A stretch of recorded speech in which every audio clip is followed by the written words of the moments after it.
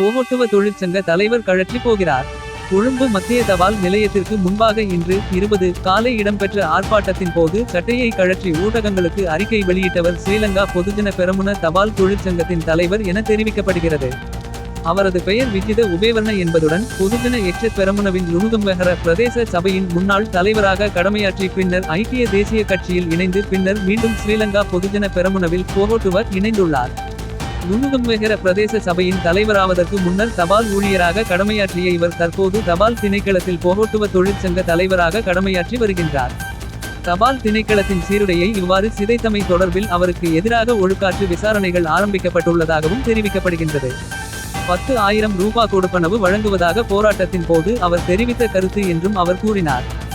சீருடைக்கு 600 பைசா வழங்கப்படும் என்பது முற்றிலும் தவறானது என்றும் சீருடைக்கு தேவையான துணி வழங்கப்படும் என்றும் ரூ. 600 தையல் கட்டணமாக வழங்கப்படும். மேலும் காலுறைகள் மற்றும் காலுறைகளும் வழங்கப்படவுள்ளதாக தெரிவிக்கப்படுகின்றது. சைக்கிள் கொடுப்பனவை அதிகரிப்பது தொடர்பான அமைச்சரவை பத்திரம் தற்போது தயாரிக்கப்பட்டு வருவதாக மேலும் தெரிவிக்கப்பட்டுள்ளது. துவிச்சக்கர வண்டிகள் மற்றும் முச்சக்கர வண்டிகளை பயன்படுத்துபவர்களுக்கு எரிபொருள் கொடுப்பனவு வழங்கவும் முன்மொழியப்பட்டுள்ளது. அநேகமாக 1000 பைசா கொடுப்பனவாக இருக்கும் என்று தபால் துறையுடன் தொடர்புடைய வட்டாரங்கள் தெரிவிக்கின்றன.